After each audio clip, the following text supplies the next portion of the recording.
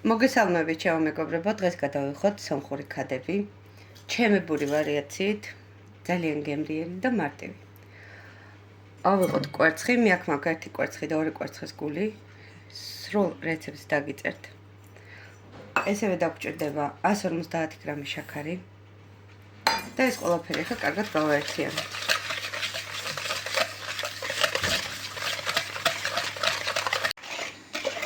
აი ესე. კარგად აურია კვერცხი და შაქარი ერთმანეთში და ეხლა ვამატებ გაბნარ კარაქს.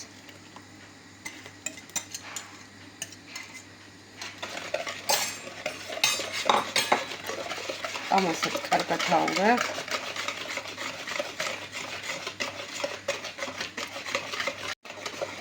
ეხლა დავამატოთ მარილი და ასევე დავამატოთ სოდა და არაჟანი.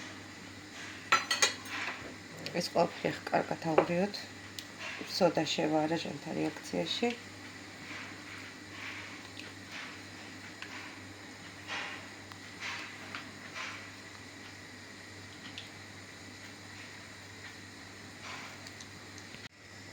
ასევე ვამატებთ ჩვენ გაფუმფურებულ მასას. ცოტა ვაცდით, რომ არაჟანი და სოდა შევიდეს რეაქციაში. აღარ დაგჭირდება სათქვები. ეხლა ამ ყველაფერს კარგად აურებ და დავამატებ ქვილს.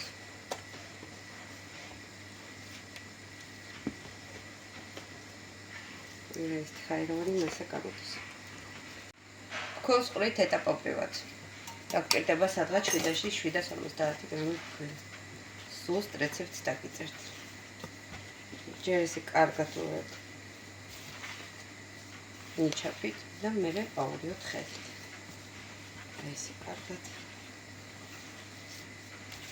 ეს ის ცომია, რომელსაც არ უნდა მარგარინის ხეხვა, წვალება, გამოდის მარტივი და ძალიან გემრიელი. მე მიყვარს ძალიან მარტივი კერძები. აი ესე, ეხლა დავამატოთ მერე.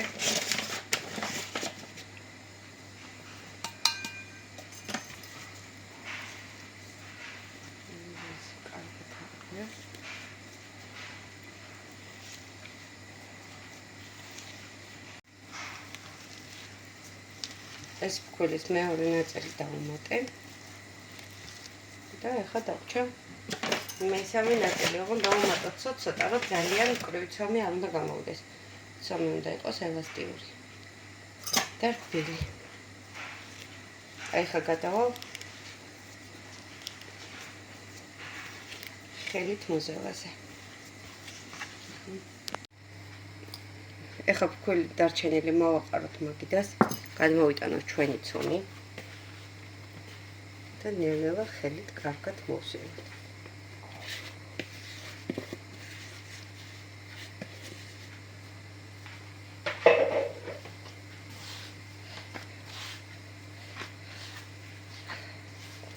ჩემო ძვირფასებო, ფქვილი ზუსტად ვერ დაგიწერ, რადგან ყოველთვის მიდის სხვადასხვა რაოდენობა.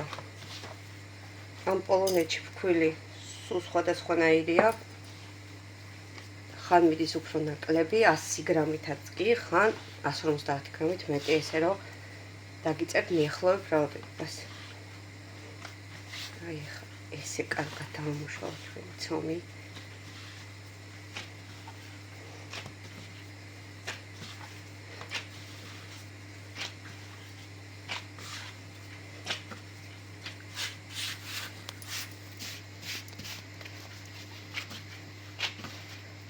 და აუცილებლად ცომი უნდა დავასვინოთ მაცივარში, სადღაც 9 საათის განმავლობაში.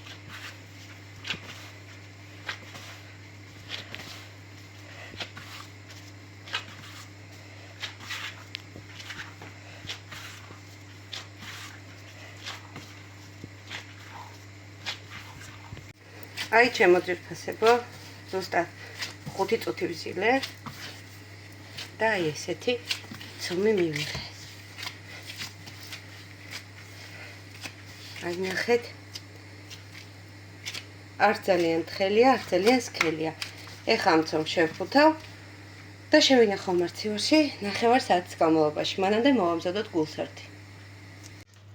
ეხა ჯამში მოვათავსოთ 250 გრამი ფქვილი.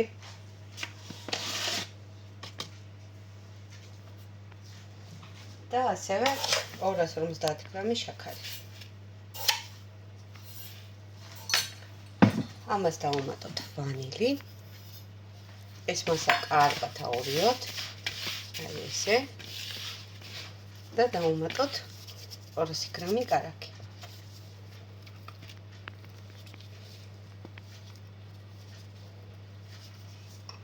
და ეხა ეს ხელით კარგად ერთმანეთში უნდა აორიოთ, უნდა მივიღოთ ფხვიერი მასა.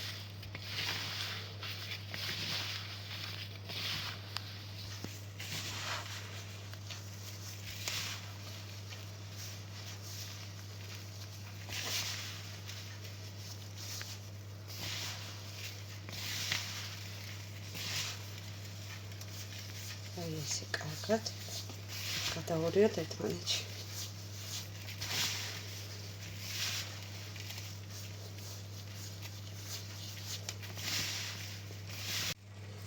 ჩემო ძვირფასებო მომიწია შაქრის და ფქვილის დამატება, რადგან ფქვილი ეთყობა სხვანაირი და ეხლა ნახეთ როგორ უნდა გაიგოთ, როცა აი ესე მოუჭერთ, უნდა იკვრებოდეს და ერთი თითის დაჭერით უნდა იშლებოდეს. ეს არის იდეალური კონსისტენცია. სულ დამჭირდა 300 გრამი ფქვილი და 300 გრამი შაქარი. აი ეს არის ვამბობ, რომ ყოველთვის ფქვილი არის სხვადასხვანაირი, აქ ძალიან აქვს ფქვილს მნიშვნელობა. აი ეს არის იდეალური კონსისტენცია. ეხლა დავიწყოთ ჩვენი ქადების აწყობა. გამოვიდე ჩვენი მაცივარში დასვენებული ცომი. კარგად გაცივდა. ეხლა ოდნავ ფქვილი მოვაფრქვიოთ.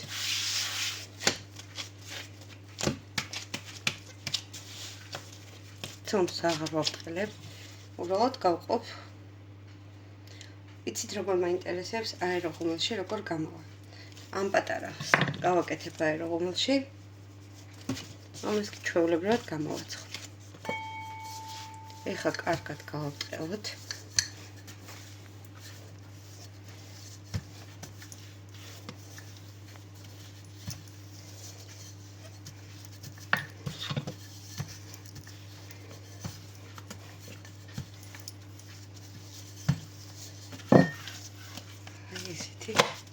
მაცივარს რო გამოვატარებთ, ესეთი დამყოლი და სასიამოვნო ცომი გახდება.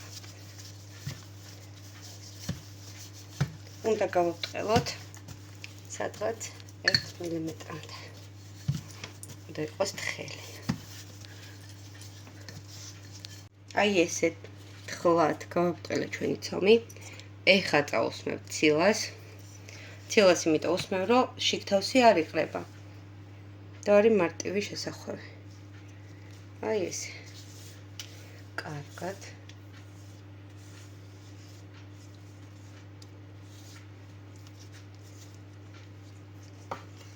კარგი ხრიკია ამ ცილის წასმა. აი ხა კარგად გადავანაწილებ. აი ხა ცილა კარგად გადავანაწილებ ყველგან და ეხლა მოვაყრე გულს. ბოლომდე არ ვაყრე, ცოტაში კუთხეში ესე ვტოვებ, რომ გადახვევის დროს არ გადმოივალოს.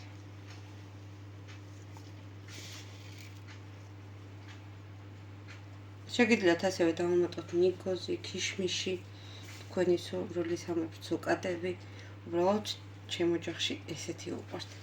და ეხლა ესე კარგად გადავანაწილებ.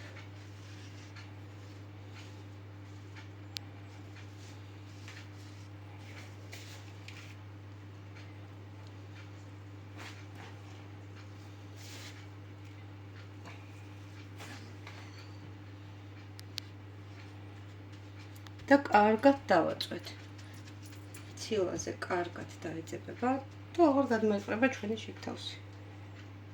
არც დაჭრის დროს, არც ცხობის დროს, არც რა გაცივდება.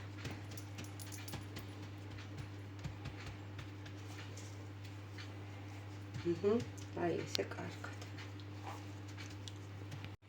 აი ეხლა დავიწყოთ ესე ნელ-ნელა და მჭიდროდ გადახვევა.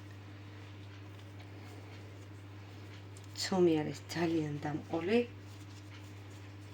ნელა. აი ესე. და ვეცადოთ რომ მაქსიმალურად ჭიდროდ გადავახვიოთ.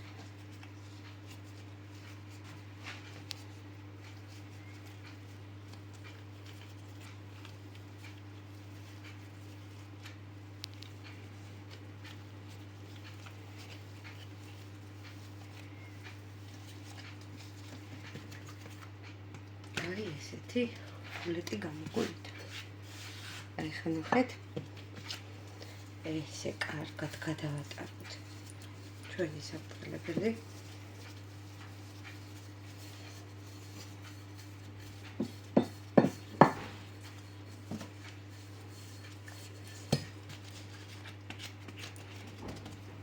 და ლამაზად დავჭრათ.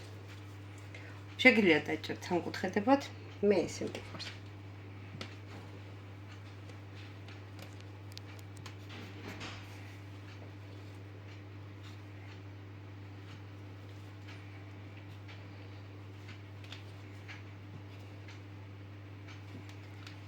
ვაწყობთ წინასწარ გახურებულ ღუმელში 180 გრადუსზე.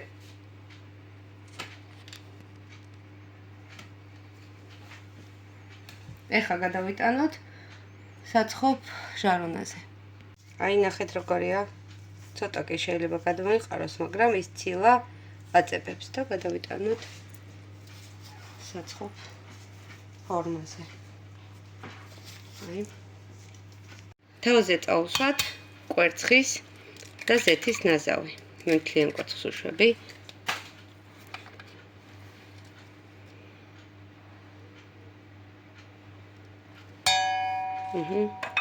ეხლა ეს კარგად გავთქვიფოთ და წავუსვათ თავზე.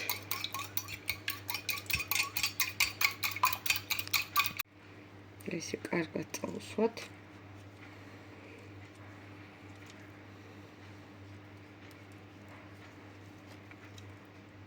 ღუმელი მე უკვე გახურებული მაქვს 180 გრადუსზე. და სადღაც 30-დან 45 წუთამდე დაჭერდება.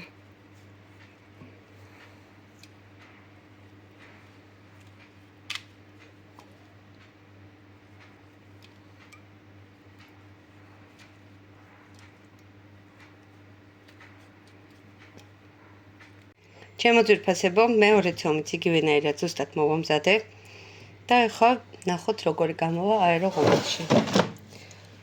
ჩავრთოთ. დავაყენოთ ნამცხვარზე. 140 გრადუსი 90 წუთი აწერია. ნახოთ რა გამოვა. მორჩა ჩვენი ქადები, ეხლა ვნახოთ როგორი გამოვიდა.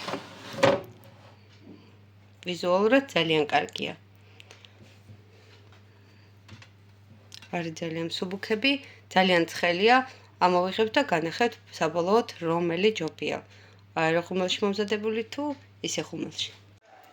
მომზადდა ჩვენი ქადები, ესენი გამოვაცხვა ღუმელში, ეს გამოვაცხვა აერო გრილში. ეხლა ვნახოთ რომელი როგორი გამოვიდა. მე არის უნაზესი ცომი არის საოცარი. აი ესეთი ღუმელში გამომცხვარი. გემრიელია.